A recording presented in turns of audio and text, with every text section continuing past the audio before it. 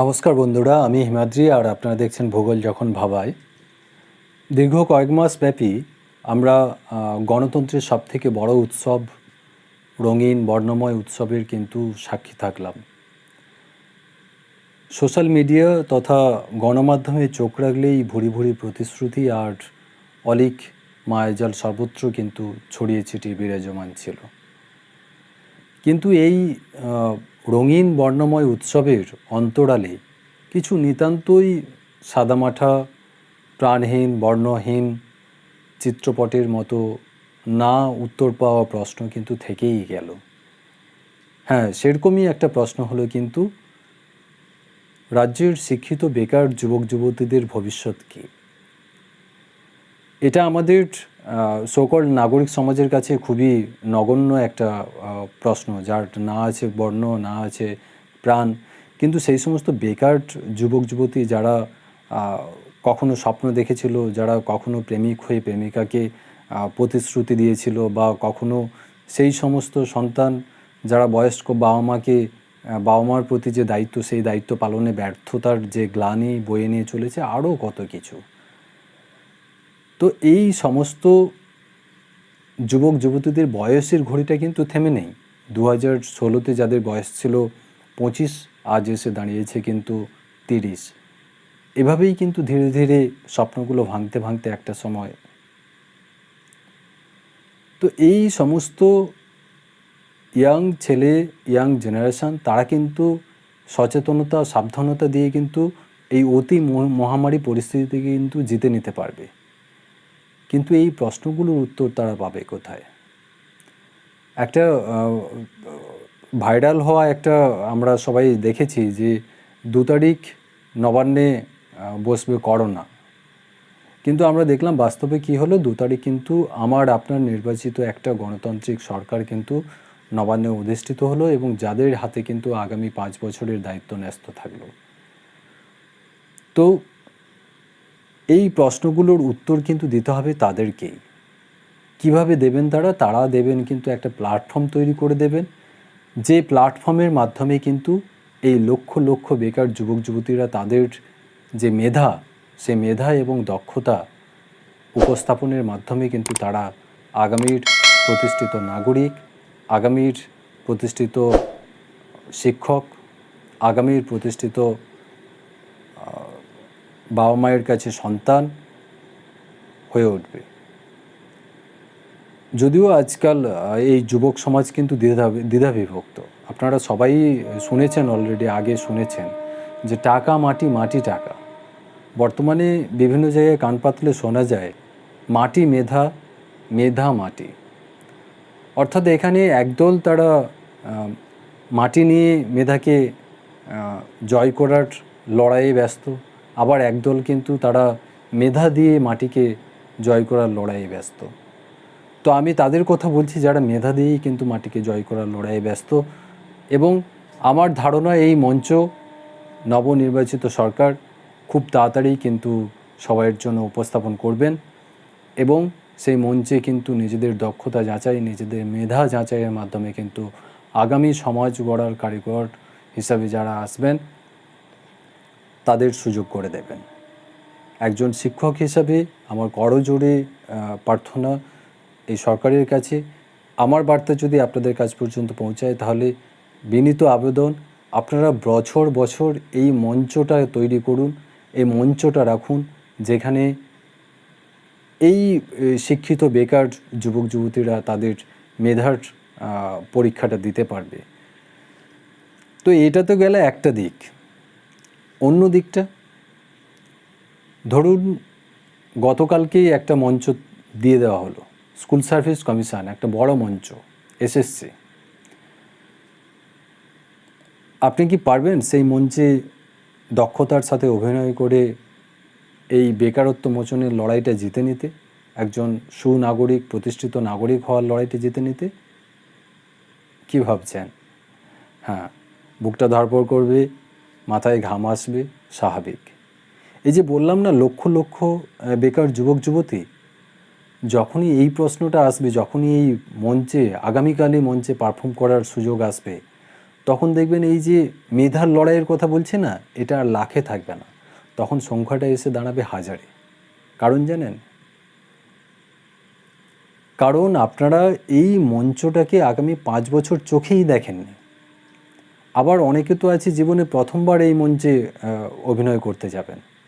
সুতরাং যদি রিহার্সালটা আপনাদের ঠিকঠাক না থাকে, তাহলে কিন্তু মঞ্চে দক্ষতার সাথে কিন্তু উপস্থাপনা করা খুবই মুশকিল ব্যাপার। সুতরাং নিরাশ হওয়ার, হতাশ হওয়ার কোনো জায়গা নেই। মঞ্চ তৈরি করার দায়িত্ব যাদের, তারা নিশ্চয়ই সময়ের সাথে সাথে নিশ্চয়ই এই প্ল্যাটফর্ম আপনাদের জন্য তুলে দেবেন। কিন্তু আপনারা সেই মঞ্চে অভিনয় করার মতো যে দক্ষতা, সেই দক্ষতা গড়ে তুলতে হলে কিন্তু প্রতিনিয়ত নিরন্তর কিন্তু যে প্রস্তুতি, সেটা কিন্তু চালিয়ে যেতে হবে। ওই যে বললাম, লাখের সংখ্যাটা কিন্তু এখানেই এসে দাঁড়ায় হাজারে। তো সেই প্রস্তুতিটা কিভাবে নেবেন, এটা নিয়ে অনেক প্রশ্ন থাকে। অনেকে এই কয়েকদিনে খুবই ভেঙে পড়েছেন, আমাকে বিভিন্নভাবে ইনবক্স করে জানাচ্ছেন যে স্যার আপনি একটা ভিডিও নিয়ে আসুন, কিছু বলুন, কিছু বলছেন না কেন, কিছু বলছেন না কেন।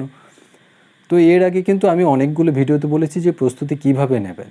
তো আজকে একটু আলাদাভাবে বলবো। আজকে কিন্তু স্কুল সার্ভিস কমিশনের আগামী পরীক্ষার ভবিষ্যৎ কী এবং প্রস্তুতি কিভাবে নেবেন, সে বিষয়টার উপর আলোকপাত করব। তো আলোকপাত করার আগে একটা কথা বলি, এ কথাটা আমি আগে কোনো দিন বলিনি, কিন্তু আজকে বলতে বাধ্য হচ্ছি।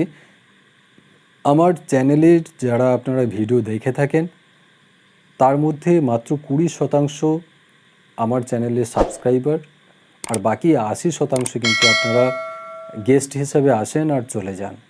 তো আপনাদের কাছে করজোড়ে অনুরোধ, যদি আমার এই ভিডিওগুলো আপনাদের কোনো উপকারে এসে থাকে, তাহলে অবশ্যই চ্যানেলটি সাবস্ক্রাইব করবেন এবং পাশে থাকবেন। কারণ আপনাদের জন্য কাজ করার জন্য মোটিভেশন দরকার, আর সেই মোটিভেশনটা আসে কিন্তু এখান থেকেই।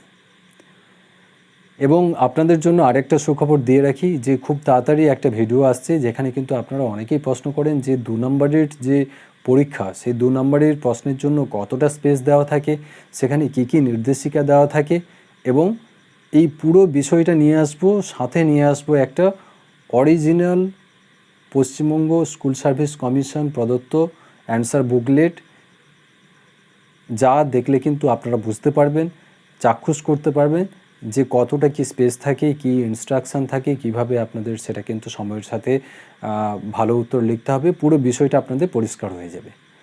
তো চলুন এবার প্রস্তুতির কথা বলি। আমরা পরীক্ষা পদ্ধতিকে দুটো ভাগে ভাগ করব। একটা হচ্ছে 5 to 8, আর একটা হচ্ছে যে 5 to 8 বলতে পারেন বা 1 to 8 বলতে পারেন, যেখানে টেট হচ্ছে কম্পালসারি এখনও পর্যন্ত আছে এবং তার সঙ্গে থাকছে সাবজেক্ট। অর্থাৎ টেটের জন্য আপনাকে তাহলে পরবর্তী যে এসএসসি আসবে, সেখানেও কিন্তু আপার প্রাইমারির জন্য আপনাকে পড়তে হবে টেট। টেটে যেখানে থাকবে কিন্তু একই জিনিস থাকবে, চাইল্ড ডেভেলপমেন্ট এবং পেডাগোগি থাকবে, তার সঙ্গে থাকবে বাংলা থাকবে, ইংরেজি থাকবে 30-30-30-90, এবং 60 থাকবে সোশ্যাল সায়েন্স বা সোশ্যাল স্টাডিজ। এ নিয়ে কোনো দ্বিধাদ্বন্দ্ব নেই। এবং এখানে যেহেতু বাংলা ইংরেজিটা আপনারা 30-30 নাম্বারের জন্য পড়ছেন, পরবর্তী স্টেপে আপনাদের যে বাংলা ইংরেজি 50-50-100 নাম্বারের হওয়ার কথা, তার প্রস্তুতিটা এখানে কিন্তু এগিয়ে থাকবে। এবং তার সাথে আরও একটা ব্যাপার, যে সাবজেক্টে কিন্তু আপনাদের 50টা 2 নম্বরের প্রশ্ন থাকবে, আপনারা নিশ্চিত থাকতে পারেন। এবং এই হচ্ছে পরীক্ষা পদ্ধতি। তাহলে আপনি কিন্তু টেটের প্রস্তুতিটা আপনাকে কন্টিনিউ করতে হচ্ছে, তার সঙ্গে বাংলা ইংরেজিটাও আপনি টেট ছাড়া একটু গুরুত্ব দিয়ে দেখবেন, আর সাবজেক্টে কিন্তু আপনি গুরুত্ব দিয়ে দেখবেন, কারণ এই 3টে বিষয় পরবর্তী পরীক্ষাতে থাকবে, আপনি একদম নিশ্চিন্তে থাকুন। এবার যে মূল প্রশ্নটা আপনাদের থাকে, সেটা হচ্ছে যে 9 থেকে 12 সেক্ষেত্রে কি পিটি হবে না পিটি হবে না। আপনি পিটিটা ছেড়ে দিন, পিটি বাদ দিয়ে আমি বলছি বাংলা ইংরেজি, এটা থাকার সম্ভাবনা প্রবল, 50-50-100, এবং সাবজেক্টে 2 নম্বরের প্রশ্ন এটা থাকছে। তাহলে কিন্তু সাবজেক্ট এবং বাংলা ইংরেজি প্রস্তুতি আপনি নিচ্ছেন। এবার বলি পিটির কথায়। আমরা জানি যে সাঁওতালি মিডিয়ামের যে পিটির সিলেবাস, সেখানে অ্যারিথমেটিক এবং জিকে এবং ইংরেজি, এই 3টে বিষয়ের উপর রাখা হয়েছে 150 নম্বর। সেখানে প্রায় 70টা প্রশ্ন এসছে জিকে থেকে, 40টা এসছে অ্যারিথমেটিক পোর্শন থেকে, এবং 40টা এসছে কিন্তু ইংরেজি থেকে। এবং যার সিলেবাসটা কিন্তু অনেকটা ভাস্ট, আর সেখানে কিন্তু সত্যিই তল পাওয়া খুব মুশকিল ব্যাপার। তো আমি একজন ইতিহাসের শিক্ষক বা ভূগোলের শিক্ষক হতে গিয়ে আমাকে কেন এই অঙ্কের এই দক্ষতা দেখাতে হবে সেই নিয়ে কিন্তু একটা প্রশ্নচিহ্ন থেকেই গিয়েছে এবং বিভিন্ন মহলে কিন্তু সমালোচিত হয়েছে। তা সত্ত্বেও আমরা জানি যে নতুন যে শিক্ষানীতি এসেছে এনইপি, নিউ এডুকেশন পলিসি 2020, যেটা 29শে জুলাই কিন্তু ইমপ্লিমেন্ট হয়ে লাগু হয়েছে। এবং এই এনইপি লাগু হওয়ার পর কিন্তু আমাদের তৎকালীন সরকারের শিক্ষামন্ত্রী মাননীয় পার্থবাবু কিন্তু একটা বিশেষজ্ঞ কমিটি গঠন করেন সুরঞ্জন দাসের নেতৃত্বে এবং তারা একটা রিপোর্ট সাবমিট করে। সেই রিপোর্ট সামনে আসার পর শিক্ষামন্ত্রী কিন্তু সেপ্টেম্বর মাসে কিন্তু 7ই সেপ্টেম্বর জানিয়ে দেন যে এই রাজ্য শিক্ষানীতি, নতুন শিক্ষানীতি তারা অবলম্বন করবেন না, কারণ এই শিক্ষানীতিতে স্থান, কাল, পাত্র ইত্যাদিকে খুব একটা গুরুত্ব দেওয়া হয়নি এবং তার সাথে সাথে আরও অনেক বিষয় আলাপ আলোচনার ছিল, সেই বিষয়গুলো পরিষ্কার নয়, তাই তারা এই শিক্ষানীতিকে মেনে নিতে পারছেন না। তারপর আমরা কি দেখলাম, 3রা ফেব্রুয়ারি এনসিটি শিক্ষক নিয়োগের কি মানদণ্ড হবে, কি মাপকাঠি থাকবে তা কিন্তু নির্ণায়ক ভূমিকা গ্রহণ করে থাকে। এনসিটি একটা চিঠি করলো সমস্ত রাজ্যগুলোকে, কি সেই চিঠিতে লেখা হলো না যে নতুন এডুকেশন পলিসি এসছে সেই পলিসিতে যেহেতু ব্যাপক পরিবর্তন এসছে এবং সেখানে আরও বেশি দক্ষ এবং প্রফেশনাল ট্রেন্ড এবং মডার্ন মেথোডোলজি জানা থাকবে, সেই ধরনের শিক্ষক তারা ক্লাস 1 থেকে 12 পর্যন্ত রাখতে চায়। তার জন্য তারা টেটটাকে কিন্তু ক্লাস 1 থেকে 12 পর্যন্ত বাধ্যতামূলক করতে চায়।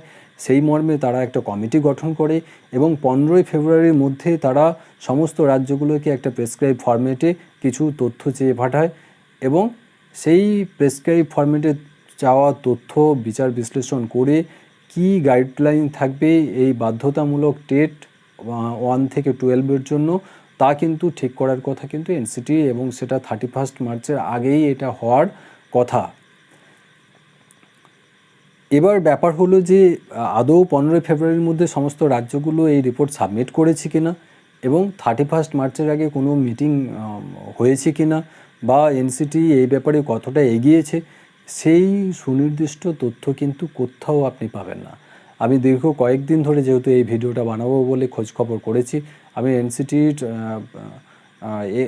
অনেকবার মেলও করে জানতে চেয়েছি, সেই মেলের কিন্তু কোনো উত্তর আসেনি।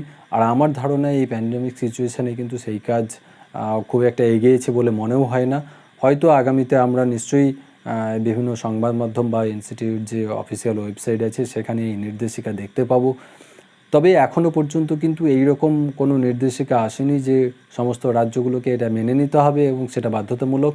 যেহেতু শিক্ষক নিয়োগের ক্ষেত্রে নির্ণায়ক ভূমিকা পালন করে থাকে কিন্তু এনসিটি, সেক্ষেত্রে আগামী দিনে এনসিটি যদি এটাকে বাধ্যতামূলকই করে তাহলে আমাদের রাজ্যকেও কিন্তু মেনে নিতে হবে।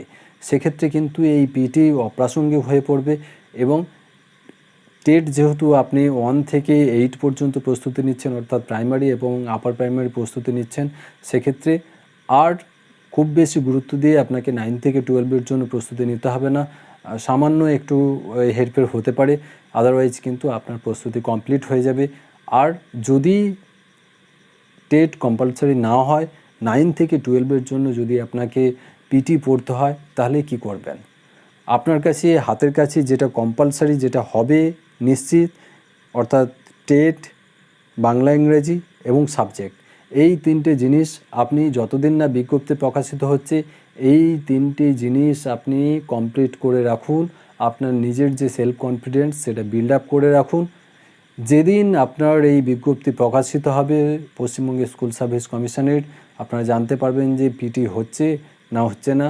যদি পিটি হয়ে থাকে, বিজ্ঞপ্তি প্রকাশ থেকে পরীক্ষা পর্যন্ত যে সময়কাল আপনারা পাবেন, আমি বলবো সেই সময়কালে সাবজেক্ট, টেট সব বাদ দিয়ে শুধু পিটিটা নিয়ে আপনি রাত দিন এক করে কিন্তু পিটিটাকে তুলে নিতে পারবেন। আর আপনার সাবজেক্ট, টেট কিন্তু আগে থেকেই তোলা থাকলো, তাহলে কিন্তু আপনার প্রস্তুতিটা কমপ্লিট হবে। আর আপনি যদি এখন থেকে ওই অগাধ সমুদ্রে যদি হাতড়াতে থাকেন তাহলে আপনার না সাবজেক্ট গোছানো হবে, না টেট গোছানো হবে, না পিটি গোছানো হবে, তাহলে কিন্তু ওই লাখ থেকে হাজার, হাজার থেকে 100-এ আসা কিন্তু খুব অসম্ভব হয়ে উঠবে। সুতরাং আমার মতামত, আপনারা যা কনফার্ম, যেটা নিশ্চিত, সেটা নিয়ে এগিয়ে চলুন। পিটির কথা আপনারা কিন্তু মাথায় রাখুন, যখন বিজ্ঞপ্তি হবে তারপর যে কয়েকদিন সময় পাবেন সে কয়েকদিনেই প্রস্তুতি নিতে পারবেন। আর আপনার যদি মনে হয় যে আপনার সাবজেক্ট এবং টেটের প্রতি যথেষ্ট দক্ষতা রয়েছে, তাহলে আপনি অবশ্যই সেটা প্যারালালি চালাতে পারেন। আর একটা কথা বলবো যে পরীক্ষা কিন্তু বছর বছর হবে না, আবার তার উপরে এই প্যান্ডেমিক সিচুয়েশান। সুতরাং একটা সুযোগের অপেক্ষা। আমরা ধরে নিতে পারি যদি প্যান্ডেমিক সিচুয়েশান এখন কাটতে কাটতে কবে কাটবে তার কোনো নিশ্চয়তা নেই, তবুও যদি আমরা ধরে নিই যে সেপ্টেম্বর অক্টোবরের মধ্যে যদি প্যান্ডেমিক সিচুয়েশানটা একটু কমে যায়, কারণ টিকাকরণ ম্যাক্সিমাম হলে কিন্তু প্যান্ডেমিক সিচুয়েশানটা একটু একটু করে ডেভেলপ করবে, এবং সেই ডেভেলপ হলে কিন্তু তাহলে আমরা খুব তাড়াতাড়ি যদি এই বিজ্ঞপ্তির আশা করি, তাহলে সেটা আমার মনে হয় না নভেম্বর ডিসেম্বরের আগে হবে, খুব তাড়াতাড়ি হলে নভেম্বর ডিসেম্বর। সুতরাং আমাদের একটাই সুযোগ আসবে, এবং সেই সুযোগে লাখে নয়, হাজারে নয়, 100-র তালিকাতে আপনাকে আসতে হবে। সেই টার্গেট রেখে প্রস্তুতি চালিয়ে যান। আগামী দিনের সমস্ত প্রতিকূলতা কাটিয়ে নিশ্চয়ই আপনিও আগামী দিনের সমাজ গঠনের যে কারিগর হয়ে উঠবেন, সেই প্রত্যাশা নিয়ে আজকের মতো শেষ করছি। সবাই ভালো থাকবেন, সুস্থ থাকবেন। ধন্যবাদ।